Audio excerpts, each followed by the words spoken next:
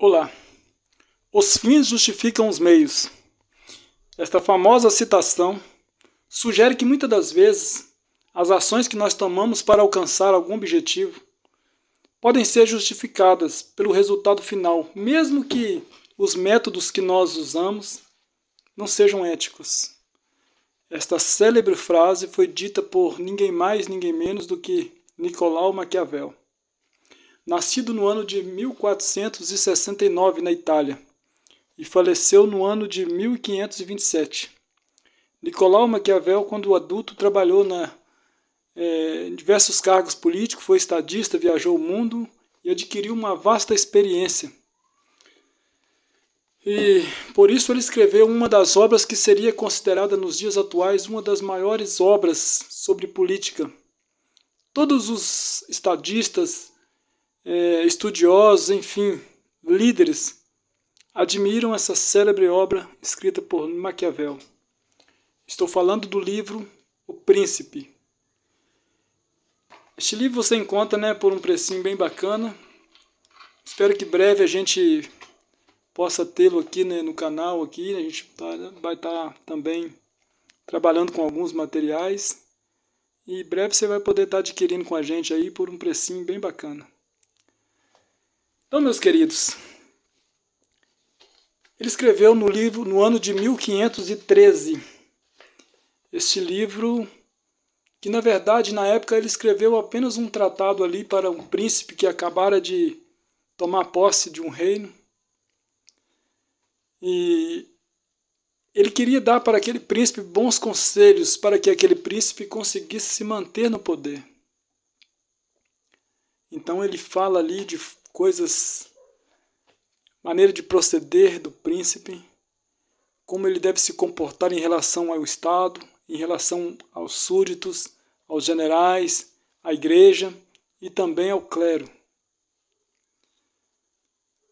Maquiavel não tinha noção de que a sua obra pudesse transcender a sua época e hoje chegar até nós como um livro de cabeceira de muitos, um livro muito importante para aqueles que querem aprender acerca do jogo político e procurar entender, amados, acerca do mundo em que nós vivemos. Nós precisamos buscar conhecer acerca desse grande jogo político. E nós podemos entender, nos dias em que nós estamos vivendo, a política tem sido, amados, uma das coisas mais podres que nós podemos ver. No grande teatro das tesouras, nós somos meros espectadores que pagam seus ingressos para assistir um espetáculo de cartas marcadas. E então Maquiavel ele fala de muitas coisas que o príncipe deveria estar observando para que ele pudesse ter êxito na sua trajetória. As eleições de São Paulo, amados, com a presença daquele candidato polêmico, Pablo Marçal, serviu para nós de uma grande experiência, porque ali nós pudemos observar como funciona esse jogo político. Os podres até então estavam escondidos debaixo do tapete e a gente viu, no meio dessa trama aí, nesses debates políticos, os embates que Marçal teve ali com o jornalista, pôde revelar para nós muitas coisas interessantes. O sistema é muito corrupto, amados. Então nós podemos observar nos dias atuais que as palavras de Maquiavel, ditas para o príncipe na sua época, em 1513, elas estão muito atuais nos dias de hoje. Maquiavel disse uma frase interessante ao príncipe, que era melhor ele ser temido do que ser amado, caso ele não pudesse ser os dois. Essa ideia ressalta para nós a importância do poder e da autoridade, enfatizando o respeito que pode ser mais eficaz do que a afeição.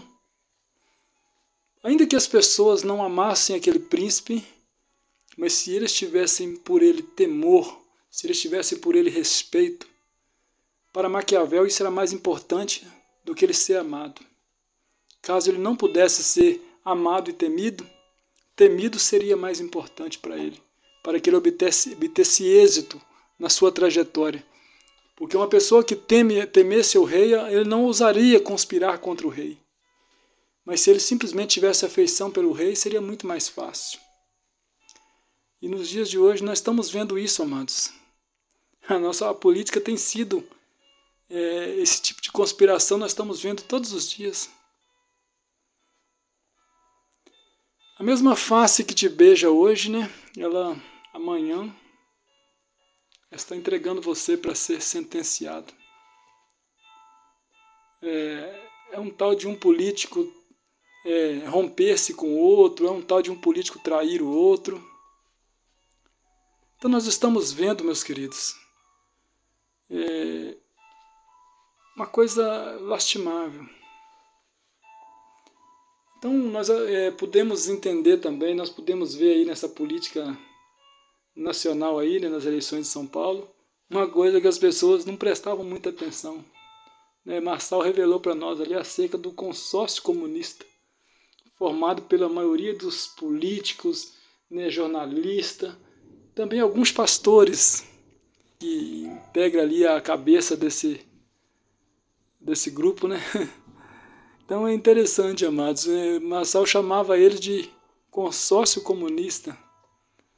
E nós temos visto, né, amados, como eles passam pano para o comunismo, né, esses jornalistas.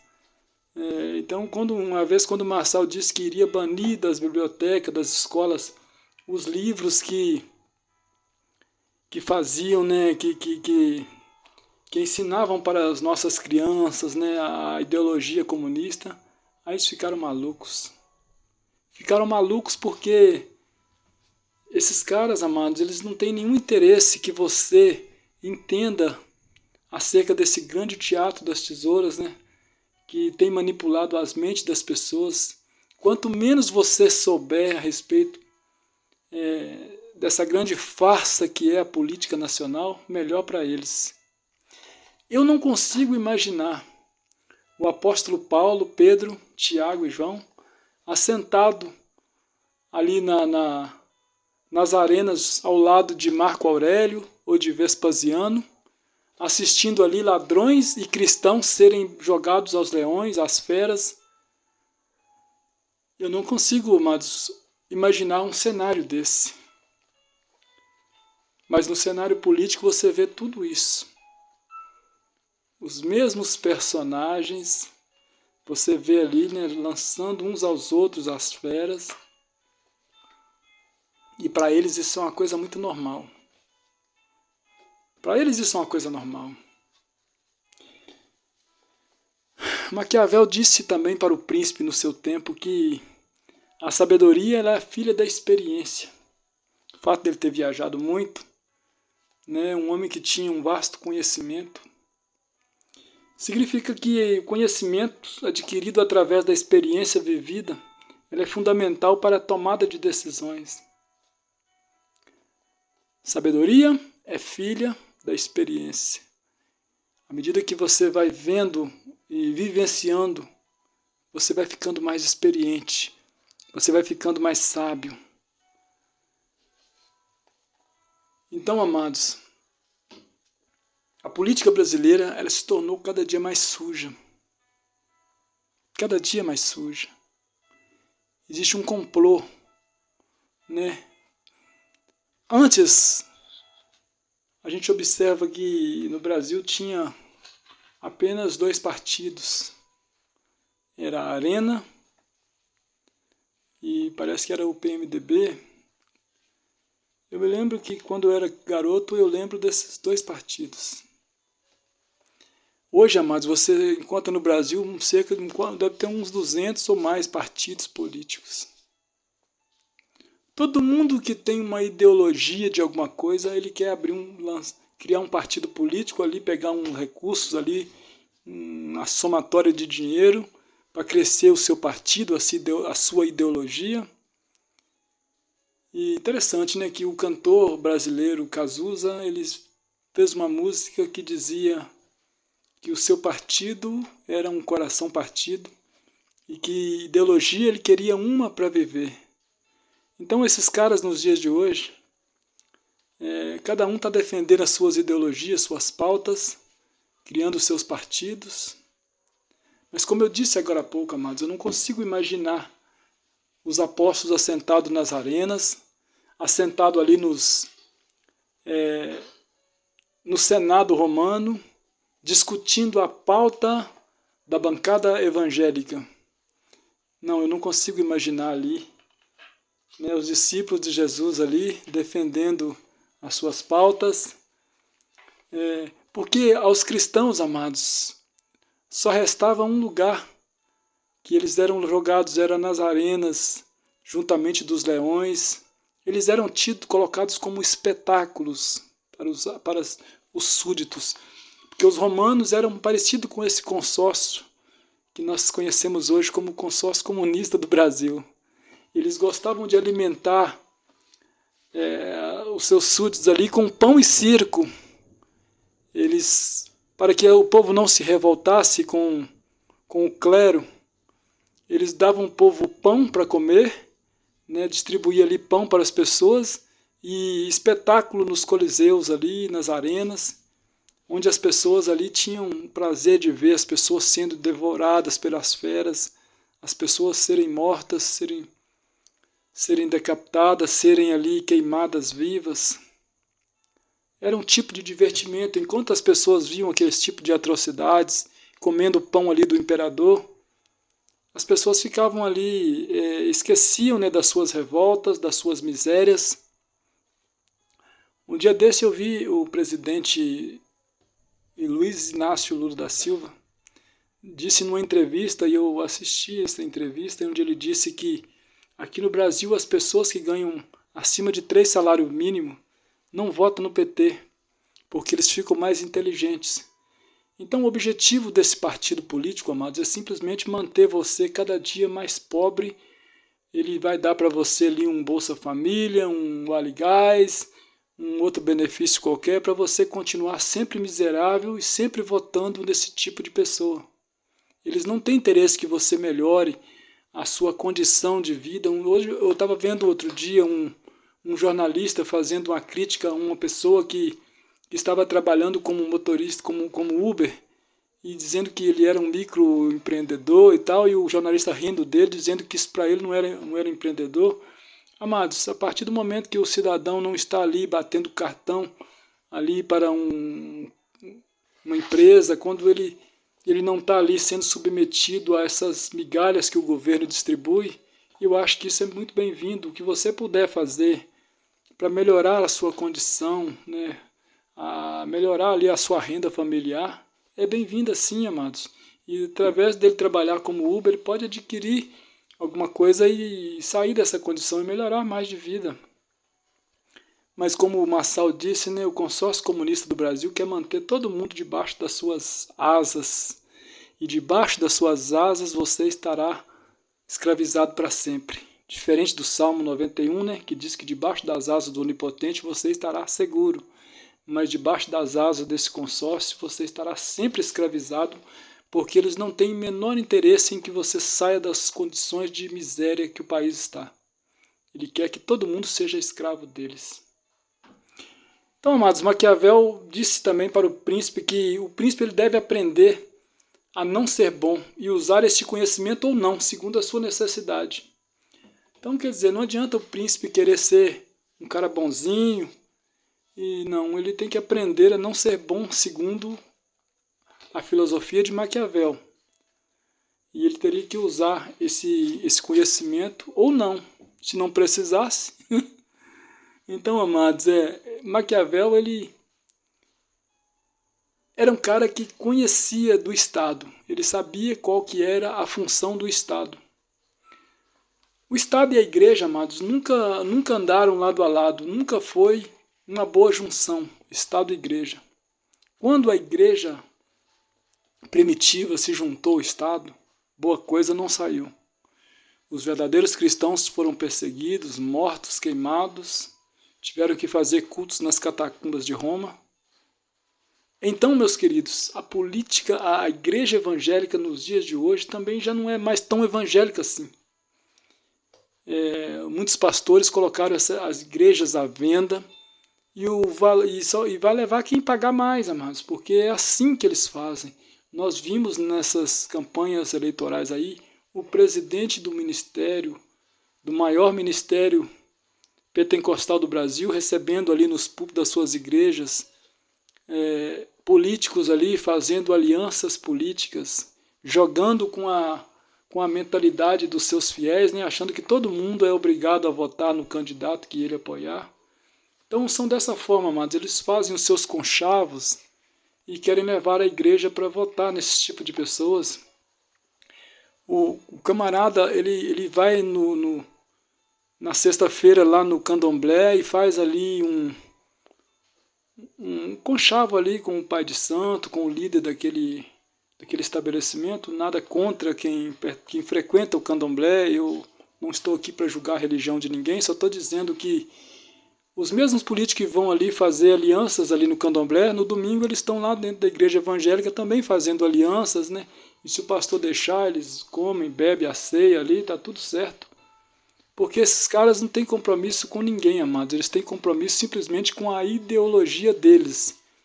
É assim que funciona a coisa. Eu vi políticos que não defendem nenhuma pauta evangélica, batendo palma e cantando nas igrejas evangélicas nessa eleição aí.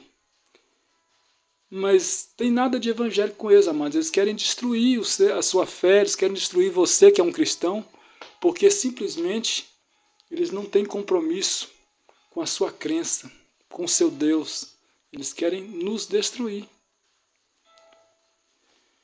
Existem países, amado, onde o comunismo impera, que lá se você proferir o nome de Jesus, você é preso, você é morto, a sua família é expulsa das suas casas. Então não pode nem pronunciar o nome de Jesus, quanto mais dizer que você é um cristão lá dentro. E é esse tipo de ideologia que eles estão querendo implantar dentro do Brasil. E tem muitos crentes que estão apoiando, porque não conhecem, simplesmente são manipulados. Infelizmente, amados, é uma grande realidade. O cristão não deve se envolver com política, é o que a gente ouve todo dia. Mas você precisa conhecer. Jesus não foi ignorante a respeito da política. Uma certa vez ele estava ensinando os discípulos, chegou um soldado e disse assim, olha, o Herodes mandou falar que vai te prender. Ele falou assim, ó, fala com aquela velha raposa que importa que o Filho do Homem caminhe hoje e amanhã sobre essa terra.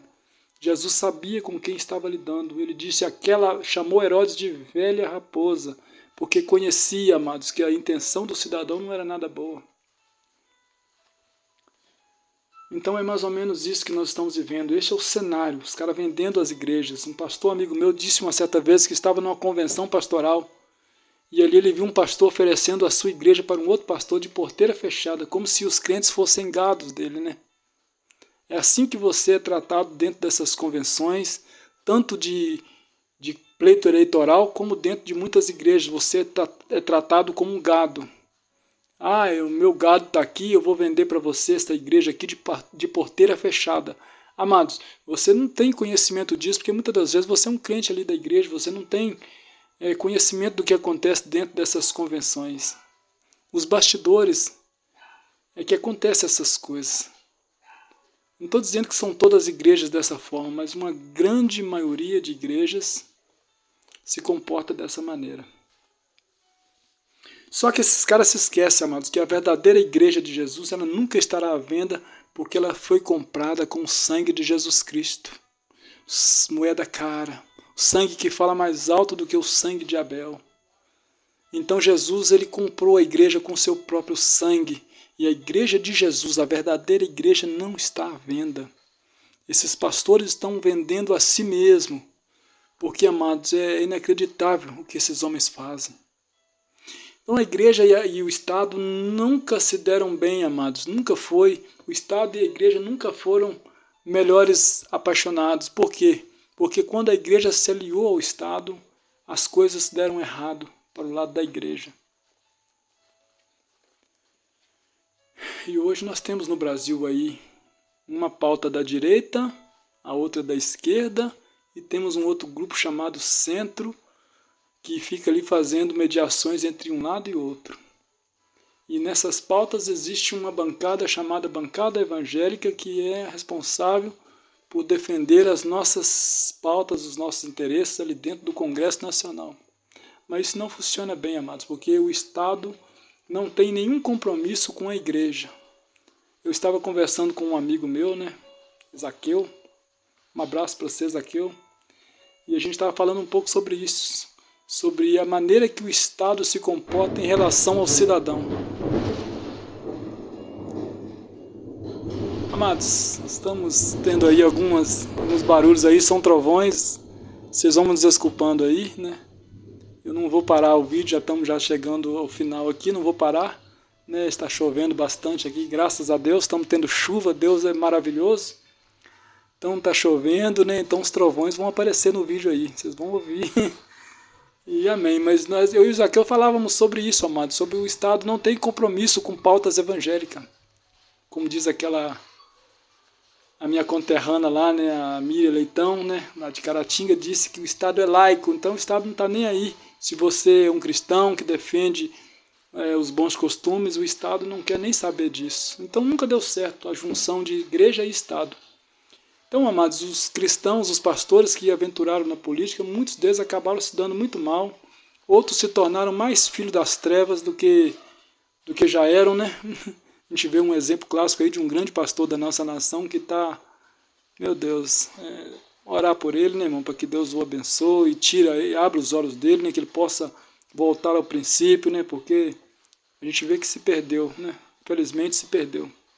Então esse papo, amado, que eu sou de direita, que eu sou de esquerda, isso não vai levar ninguém a lugar nenhum.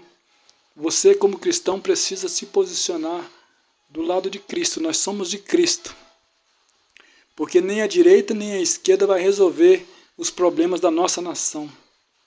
Não tem essa que o Bolsonaro é o melhor para o Brasil, que Luiz Inácio Lula da Silva é o melhor.